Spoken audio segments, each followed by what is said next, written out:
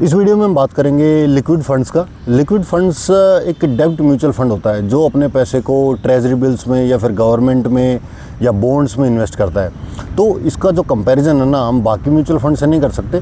इसका कंपैरिजन हम मेनली करेंगे फिक्स डिपॉजिट से, या फिर हम बैंक में जो पैसा अपना नॉर्मल अपना सैलरी अकाउंट में या फिर सेविंग अकाउंट में रखते हैं, उससे कंपैरिजन कर सकते हैं। क्योंकि जो म्यूचुअल फंड है उसमें रिस्क भी ज़्यादा होता है and there is less risk in the liquid funds. क्योंकि ये डेब्ट म्यूचुअल फंड है, पूरा का पूरा पैसा ट्रेजरी बिल्स और बाकी जगह इन्वेस्ट करते हैं।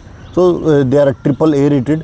तो मतलब आपको जो अपना 6 से 7% का रिटर्न है वो इसमें गारंटीड मिलता है, जब तक कि पूरा इकोनॉमिक कोलैप्स नहीं कर जाता एंड बॉन्ड मार्केट पूरा फॉल नहीं कर जाता। तो उस सिचुएशन में तो आपको मतलब जो आपके हाथ में पैसा है वो भी इन्फ्लेशन से इतना वो हो जाएगा कि वो आपके हाथ में भी कुछ काम का नहीं रहेगा। तो इसमें हम बात करते हैं, सबसे पहले बात करते हैं एग्जिट लोड की, FD वर्सेस लिक्विड फंड। तो FD में अगर आपने 1 साल का FD करवाया है, मतलब 7% इंटरेस्ट पे, तो और आपको 6 महीने बाद पैसे की जरूरत पड़ गई, तो you have to give exit load plus penalty and plus आपको जो 6 महीने का इंटरेस्ट रेट है वो भी कंप्लीट नहीं मिलता है। वहीं आप देखेंगे लिक्विड फंड्स में, तो लिक्विड फंड्स में आपको अगर आपको 6 महीने या 3 महीने या 2 महीने के बाद भी जरूरत पड़ गया, so there is a minimum exit load कि 0% near to zero. Exit load 0 ही हो जाता है 7 दिन के बाद। शुरू वाले दिन, पहले दिन थोड़ा सा ज़्यादा होता है, दूसरे दिन थोड़ा कम और 8वें दिन तक 0 हो जाता है।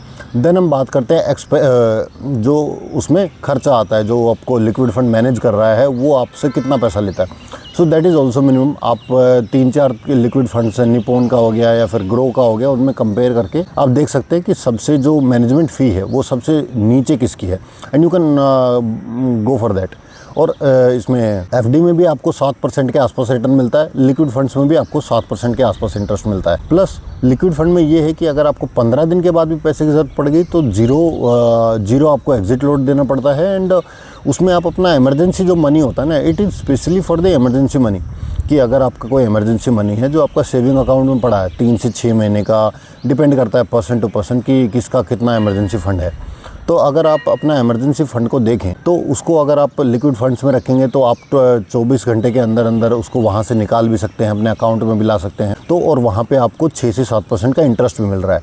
So that is a very good sign कि मेरे को लगता है कि वहाँ पर एक मनी पार्क करने का बहुत फ़ायदा भी है। क्योंकि आपके अकाउंट में तो आप FD तो करवा नहीं सकते इमरजेंसी फ़ंड की, because it's a emergency fund. जो आपका अकाउंट है, सेविंग अकाउंट है, उसमें 2%, 1.5% इतना इंटरेस्ट मिलता है उस पर। तो अगर आप उसका इमरजेंसी फ़ंड में रखेंगे तो यू विल अर्न 6 to 7%, मैं क्लोज टू 7% है से, कि इतना आपको इंटरेस्ट रेट मिल जाएगा। And liquid funds are great for, I will not say for the investing purpose, पर आपका जो इमरजेंसी फंड है उसको रखने के लिए the best model is for emergency fund.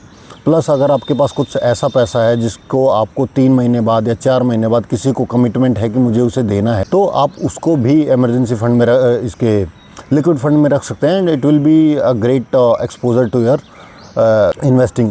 तो उसमें आपका ये है कि आपको इंटरेस्ट भी मिलता है, there is no backlog and there is very few exit loads, और जो ये मैनेजमेंट फीस होता है बहुत कम होता है, बिकॉज इट्स अ डेब्ट mutual fund and these are AAA rated. तो मेरा मतलब यही था कि have your emergency fund sits in the liquid fund, उससे आपको 6 से 7% एक्स्ट्रा जो इंटरेस्ट मिलता है, that is also a great idea. And that's it from my side. Thank you.